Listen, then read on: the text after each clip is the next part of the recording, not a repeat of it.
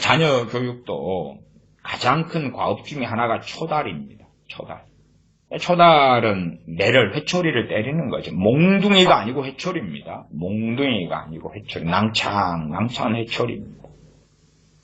회초리는 근육이나 뼈를 상하게 하지 않고 피부만 상하게 하죠. 먹만 좀 들게 하거나 그렇습니다. 그래서 회초리 같은 것은 뭐 잘못 때려서 관절을, 손 같은 건 좀 다릅니다만은 뭐 허벅지를 때리다가 몸을 돌려서 무릎을 맞더라도 큰 상해가 자체가 없지요. 그런데 몽둥이는 이제 위험하죠. 딱딱하기 때문에. 어쨌든 초달이 왜 회초리가 먼저 이야기하느냐. 어이고 저는 자녀를 때려보니까 얘가 18살인데 회초리는 끔찍도 안 해요. 회초리를 어디서 때리라 그랬어요? 아이 때부터. 그러니까 초달이 나왔지요. 그러나 이제 10대 한 중후반에 초달을 시작한다 그러면 늦어버린 거예요. 제가 분재 이야기 했잖아요. 지난 앞에 시간에도 늦어버린 거예요. 그런 건 이제 효력이 없어요. 그건 뭐 회초리 같은 거 때리면 더 독심 맛 품기도 하고 악심 맛 품기도 해요. 그다음에 몽둥이를 때려봐야 더 원한만 가중시키는 때가 아주 많습니다. 그래서 단지 잠언에서 하나님께서 자녀를 참아 아이를 초달치 않는 부모는 자녀를 미워합니다 말씀하죠. 그러니까 우리가 생각하는 사랑은 뭐 칭찬은 고래도 춤추게 한다, 오냐오냐 하는 것이죠. 좋은 걸 먹이고 좋은 걸 입히고 좋은 걸 누리게 하고 그러면 잘 자랄 거다 하는데, 하나님께서는 이 죄인인 사람의 본질이 아이들에게는 미련한 것이 얽혔기 때문에 이를 초달하는 이러한 채찍이 이 미련한 것을 쫓아낼 것이다 말씀하고 있고, 아이를 진짜 사랑하는 부모는 초달을 한다. 언제부터요? 아이 때부터. 하나님 말씀도 동일합니다. 세상 사람의 지혜 있는 사람들처럼요, 3살 버릇 8까지 간다 그런 것처럼 마땅히 행할 길을 아이에게 가르치라. 그리하면 늙어서도 떠나지 아니하리라 그럽니다. 그런 하나님 말씀의 자녀 교육, 양육의 기본 원리를 던져버린 채 주일학교만 보내면 된다. 참이 주일학교가 웃기는 것입니다. 이게 당신들이 주일학교를 하려면 믿는 부모의 자식들 말고 방치되고 버려지고 그냥 놀이터에서 세상 아이가 보니까 부모에게 방치된 채 놀고 있어요. 그런 아이들한테 하라고 말이에요. 제가 91년인가 11월 말인가 12월 초인가요, 놀이터에 갔더니 애들이 많이 놀고 있어서요, 철로역경 이야기를 애들에게 해줬어요. 그때까지는 애들이 좀 순진했던 것 같아요. 그래서 91년 11월인가 11월 말인가 12월 초에 철로역경 이야기를 쭉 해줬더니 애들이 재밌다고 모여서 들어요. 그때 20몇 명이. 그래서 야 가자 그리고 예배당을 데리고 갔어요. 그랬더니 거의 다 따라오더라고요. 왜냐하면 철로역경 이야기를 해줄 때 반만 해줬거든. 반은 이제 좀 춥잖아 날이. 그러니까 저 옆에 어디 교회 가서 하자. 그래가지고 교회 가서 이제 나머지 반을 해줬어요. 애들 철로역경 이야기를 또 아주 재밌게 듣더라고요. 저는 당연히 그때까지도 주일학교 교사도 하고 다 이것저것 맡아서 중고등부 교사도 하고 뭐 많이 할 때예요. 그래서 데리고 들어와서 이제 보니까 기존 교회 다니는 애들이 있고, 그래서 그런 애들은 기존 교회 다니던 교회 다니고, 안 믿는 애들이 이제 10몇 명 나오더라고요. 그래서 너희들은 이제 교회 나오자. 당시에 어느 개척교회로 데리고 갔는데 그때는 이제 성탄절 막 연극도 하고 그러잖아요. 그래서 그런 애들 데리고 성탄 준비해가지고 뭐 성탄절 뭐 행사도 하고 사실은 그랬어요. 이제 싱싱한 애들 데려다가. 그러니까 그런 주일학교는 해라고 말이에요. 부모가. 근데 자녀에 대한 말씀 양육의 책임은 누가 있어요? 부모가. 부모는 왜 주일학교에 보냅니까? 면제부 받으려고요? 보내면 잘 가르쳐 줄 것 같아요?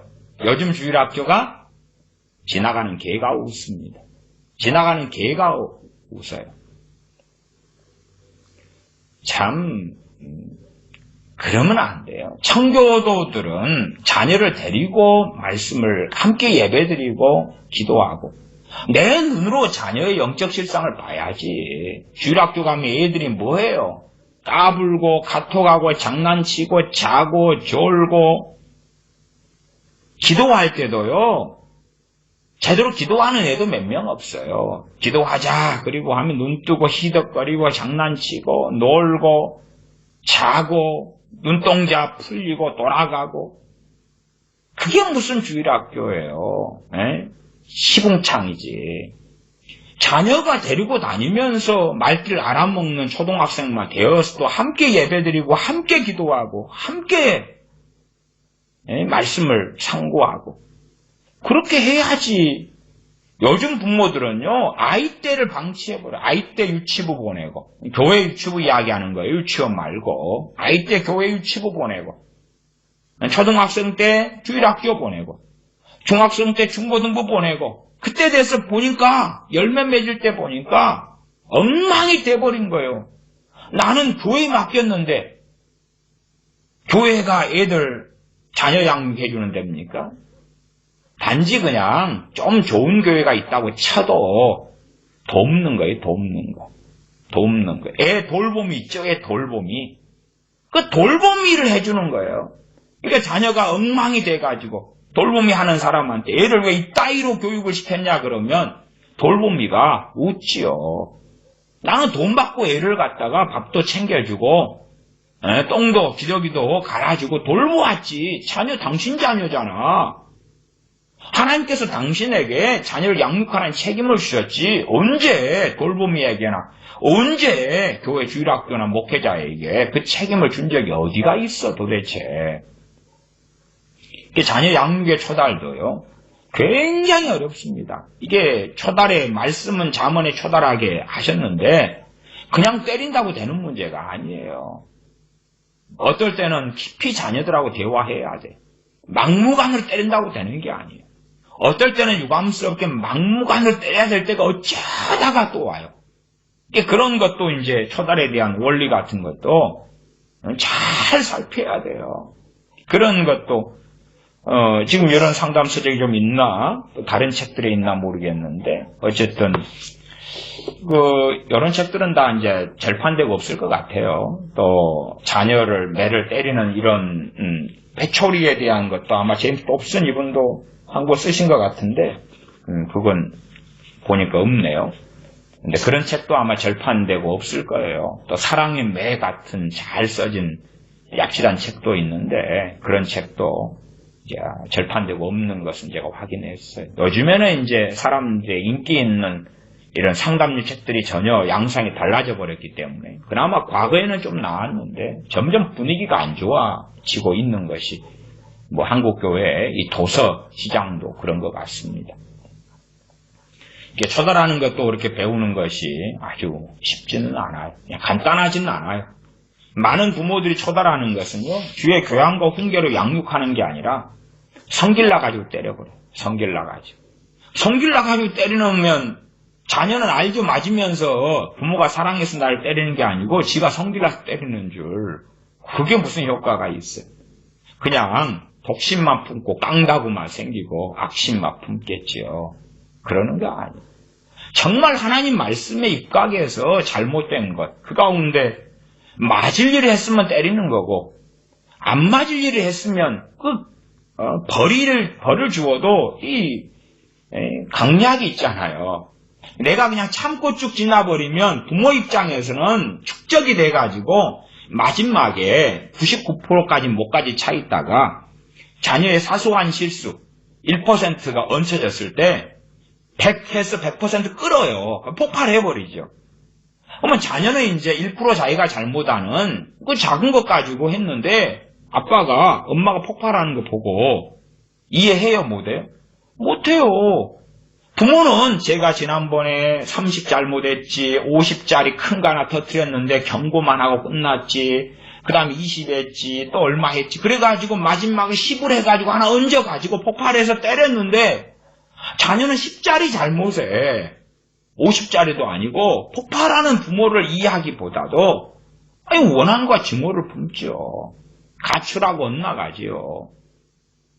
아니, 그 잘못했을 때마다 바로바로 다루어야 되네. 바로바로. 그리고 그 잘못에 어느 정도의 잘못인지를 확인을 다 해야 돼요. 그리고 좀 머리가 굵어졌다 그러면 말씀을 가지고 그 잘못 가지고 함께 의논해야 돼요. 제가 목회할 때 부모들에게도 자녀들과 대화해서 자녀들이 말이 통하면 자녀들이 너 몇 대 맞을래? 스스로 정하는 것도 아주 좋지요. 물론 못돼 먹은 애들은 입장이 아주 틀리죠. 그 정도까지 자라버렸다 그러면 어떻게 하겠어요? 그런 경우는 이제 어쩔 수 없어요. 아무리 잘 키우려 해도 안 되는 놈도 또 안 돼요.